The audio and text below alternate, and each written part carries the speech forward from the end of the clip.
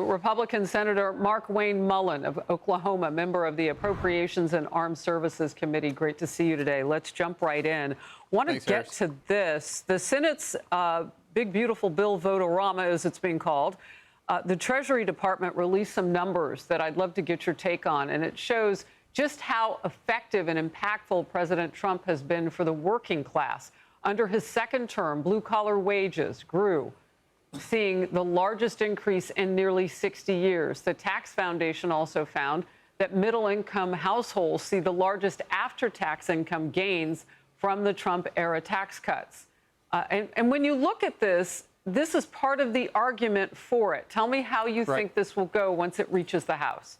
Well, it'll pass the House. We're going to pass the Senate, too. But, Harris, we've seen this playbook before. We saw President Trump's economic agenda boom the economy in 2017, 18, 19, and 20. It took a nosedive when they brought in the woke DEI socialist movement with the Biden administration. What we're trying to do is restore America back to greatness, and we're doing that with the leadership of Donald J. Trump. Now, what will happen here also, what they're not telling you, is that once we pass this this one big, beautiful bill, just because of the policies that are in this, you're going to see the average home of four bring home an increased pay of $10,000 more that they were able to bring home last year underneath the Biden administration versus this year underneath the Trump administration.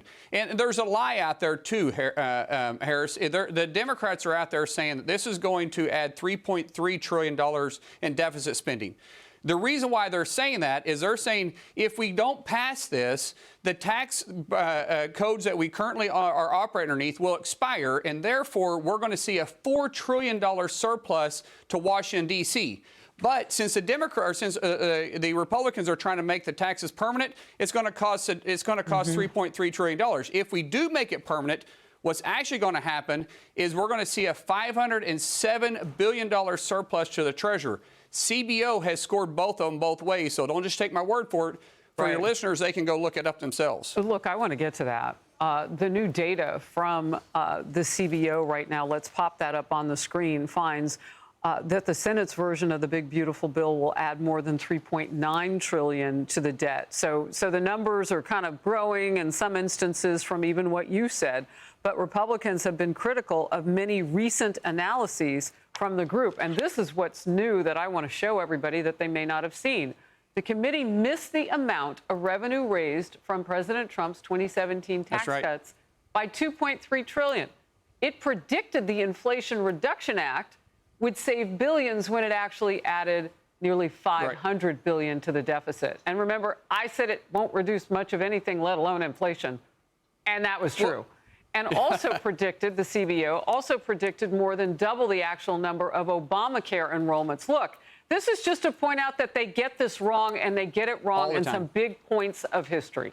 Senator. Well, but there's two scores here. As I said, the Democrats asked the CBO to score saying let the taxes expire, how much will it add to the deficit? So they're saying that we're going to work underneath current law, not current policy. I know this is wonky, but this is just the Senate conversation.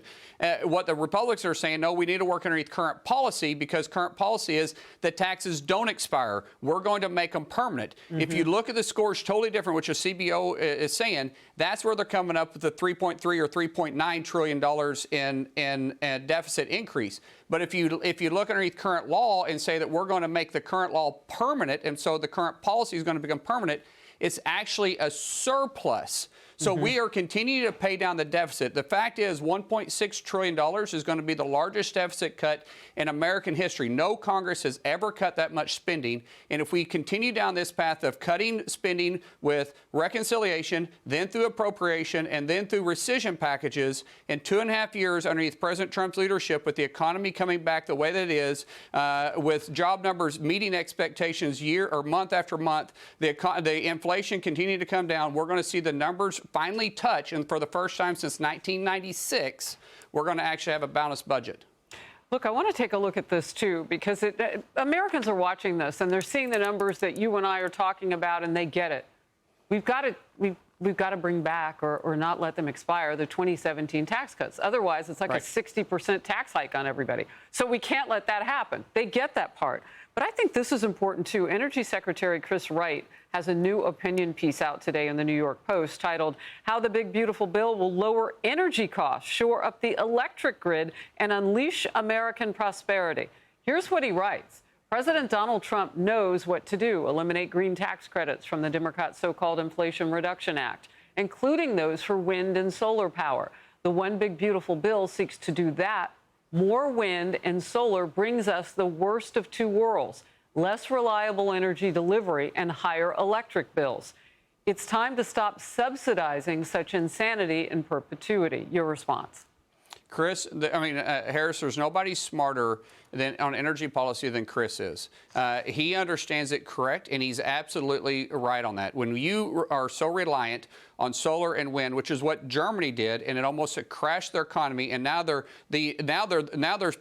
spending or building coal-fired power plants faster than any other nation outside of China, because they understood how it wrecked their economy. When you allow consumers to choose and you allow the United States to become energy independent, we're not reliant on what happens in the Middle East. We're not reliant on what happens in Russia. We're not reliant on what's happening in Venezuela. We're reliant on ourselves. You see energy costs come down. It becomes consistent. And guess what? Because energy is the backbone of our economy, meaning you cannot develop or deliver a product without factoring energy costs in. When you are able to keep it low and consistent, we see inflation also fall, which is why you're seeing inflation come down from 4.95% on an average underneath the last 4 years Biden administration. Actually, it was a high of 9.1. Now it's approaching 2%. It's because we're becoming more energy dependent, and the companies can have more reliability on their pricing and predict it farther out. Yeah, energy independence. Look, back to the floor now, the U.S. Senate floor. Usually these things take like around 8 hours. How long will this vote-a-rama go, just based on how upset the Democrats seem to be with, look, the president did not come light on vision, and they are trying to block this. Your last quick word.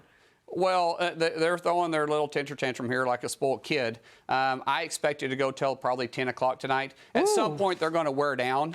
And to be honest with you, Leader Schumer and Leader Thune, if you put them both in a gym working out, I'm going to go with Leader Thune because I know how good a shape he is, and so I know we're going to win this fight without question.